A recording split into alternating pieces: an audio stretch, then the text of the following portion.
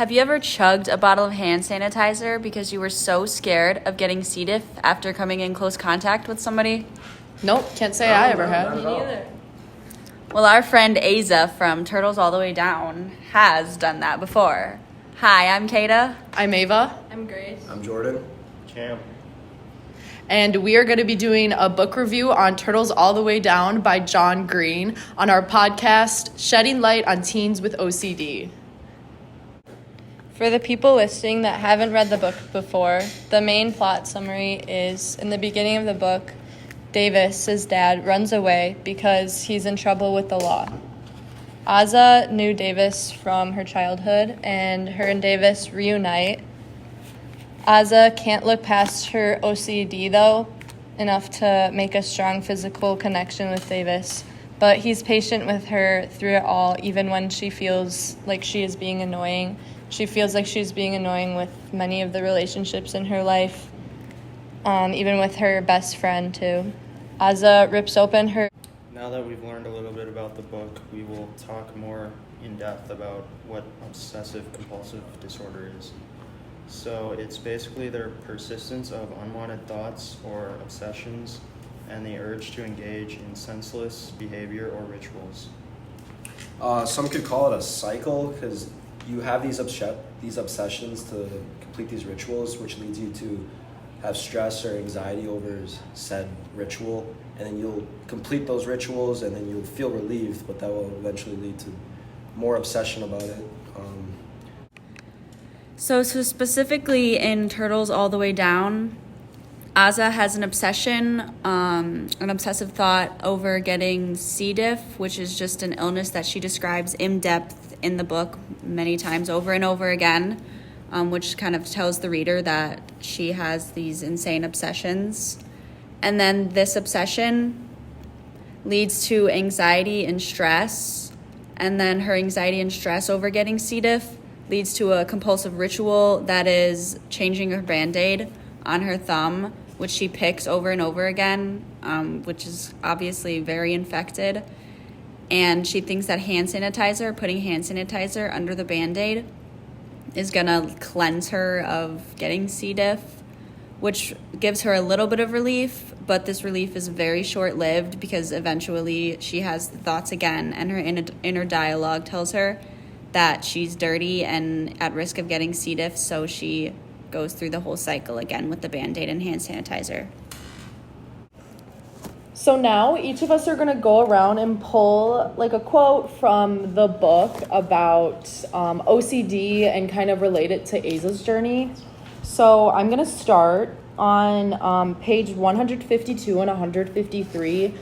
Ava's with Davis, and he like kisses her, and some things that she says is, you need to check something. It's fine. Just be normal. Check to see if his microbes stay in you. Billions of people kiss and don't die. And then she goes on and say, just make sure his microbes are going to permanently colonize you. He could have, he could be non-symptomatic, E. coli carrier, get that, and you'll need antibiotics. Then you'll get C. diff, and then boom, dead. So those are some of the intrusive thoughts that she's having. As you can see, she knows that she has these thoughts, and she's trying to make them stop, but she can't. And then it eventually leads into her pulling away from him. So her OCD is stopping her from doing things that she actually wants to do and be intimate with someone and just live a normal teenager life. And then my quote is relating back to the OCD cycle that Ava goes through. So while she's kind of in the process of changing her Band-Aid, this is more towards the end of the book on page 128, when she's really trying to get better and really realizes that she has a problem. She's kind of fighting some inner dialogue when she's thinking, no, but that's actually progress if I'm not checking it every 5 minutes. Then her inner self says, yeah, progress toward an infection. Ava says or thinks, I'll do it at the bank. Inner, it's probably already too late.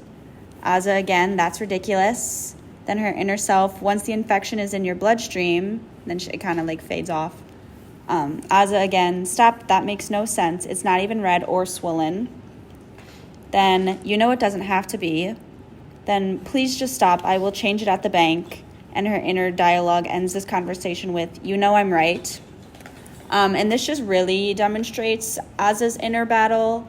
It doesn't even seem like herself is talking when really like those two personas that we're given in the text are really both herself. And I think this really relates to the fact that Aza knows that there's kind of something wrong with her, but she cannot help it. And I think that the author, what is it, John Green. John Green does a really good job at kind of being a voice for those with OCD, in that they know that there's something wrong and they know they might seem insane, but they like really just cannot help it. It's just kind of a natural thing for them to have these thoughts and obsessions. On page 228, there are many quotes from when she was having a lot of intrusive thoughts. This was just after she had gotten in a car accident and was injured. She is spiraling because she hates hospitals and believes there's a lot of germs, and this is one of the worst places she can be. At this point, she was kind of having a conversation with herself and her intrusive thoughts. So she's saying, I hate being stuck inside you, which is kind of like she hates being herself. And then her intrusive thoughts say, you are me. She says, I am not. And she just keeps going back and forth with herself. Her intrusive thoughts are saying, you want me to feel better. You know how to feel better. This is when she is considering drinking hand sanitizer, and she really doesn't want to because she knows that it will make her barf.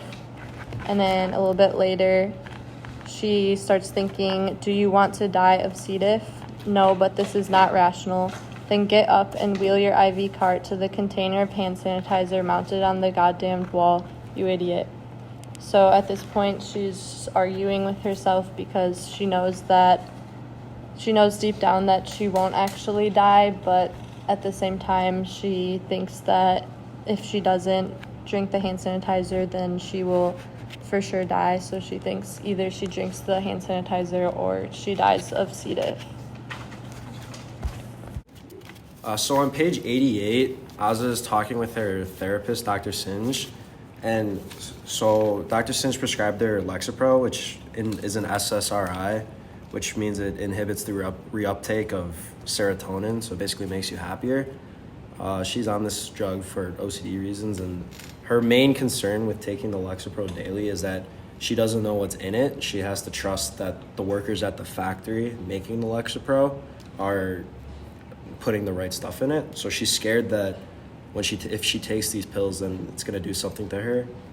But in the end, she says she continues to take the pills because she's more scared of the demon inside of her, which is referring to her OCD.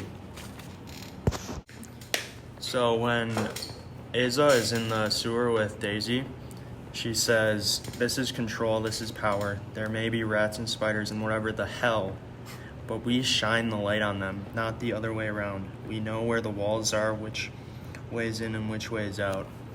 So basically, she's using the techniques that her therapist taught her to stop the intrusive thoughts.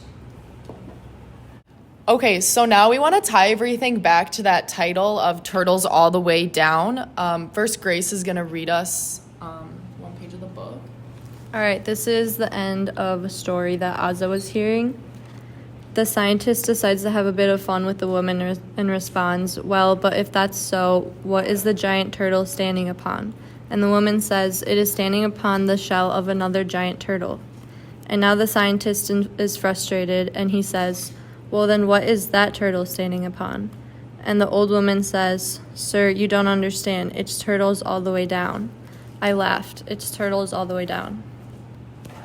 So basically, the story about Turtles All the Way Down relates to Aza's story because Turtles All the Way Down is basically symbolic for this question that everyone has and is impossible to answer. Aza keeps asking this question, like, how do I cure myself? How do I cure myself? But she's asking that question that just can't be answered. Now we're each going to go around and give our personal rating and then kind of a professional looking at it through a like a general perspective of how well the book is written and put together. So I'm Kada, and I'm going to start. I give it a 4 out of 10 personal rating, just because personally I'm not into books that like kind of really dive into mental health. I like to like read more about like fun topics or like really topics that like personally kind of fascinate me. And although I am interested in kind of like mental health, I wouldn't really want to spend a whole book reading about it. I also just thought a lot of the points were repetitive. And just didn't really totally connect to me, which is kind of difficult to fully like a book when it doesn't connect to you. And then out of stars, based on like how well it was written, I would probably give it a 4. I think John Green did a really good job kind of portraying Asa through the lens of like someone who might not really understand OCD well. He did a good job generally kind of explaining what she's going through and doing his best to kind of shed light really on OCD and what people with OCD have to go through, especially when they're just trying to live like a normal teenage life. Okay, so for my personal rating out of 10, I would give it a 5 out of 10 because I wasn't interested very much in the parts when she was just like talking with herself and her intrusive thoughts about her, like with her OCD. I thought the story was interesting, but it's really repetitive and it just like keeps going with her conversations with herself, and I don't think that's interesting, but I thought the psychology aspects were cool. And then for the rating for the stars, I would give it a 3.5 star rating because I think it depicts OCD really well. If I had OCD, it would probably be one of my favorite books, especially because like the author of it, John Green, actually had OCD, so he makes it very accurate to his personal beliefs and like his personal, like what he's gone through in his own life. So it's definitely very accurate. Personally, I would give the book probably a 2 out of 10. I thought the dialogue was very poor, and it kind of took me out of the action of the book. The whole central the central message of OCD was kind of sometimes overshadowed by the mystery of trying to find this dead dad that, you know, at the end we just find out it's just dead. There's like no extra like hidden mystery or connection back to OCD with the dead dad. Star-wise, I'd give it a 3 out of 5. The central message and like shedding light on people that suffer from OCD and showing prime examples of what OCD can do to people and their mentality was really well demonstrated through Asa and John Green's portrayal of her. Personally, I would give it a 5 out of 10 as I enjoy reading books about sports more. Star-wise, I would give it a 3 out of 5 because I think it did a good job portraying OCD and what happens to people when they get OCD. Personally, I would give the novel an 8 out of 10. I did really like the book, and I do love John Green and like the way he writes his books. I wouldn't give it a perfect score personally though, because it did get a little long at the end, but it like picked up again with the it got long in the middle, but it picked up again with the car accident and her intrusive thoughts, and then finding Davis's dad. And then out of a star rating, I would give it probably 4 stars, just because I really like how John Green is shedding light on teens with OCD and trying to remove the stigma that's around mental illness and disorders like OCD and related. All right, guys, that's it for our podcast, Shedding Light on Teens with OCD. Thanks for listening. Make sure to like and comment. Signing off, my name's Ava. I'm Kada. I'm Grace. I'm Jordan. I am Cam. And we'll see you all next week, hopefully, when we discuss the next novel that we have read, Everything, Everything.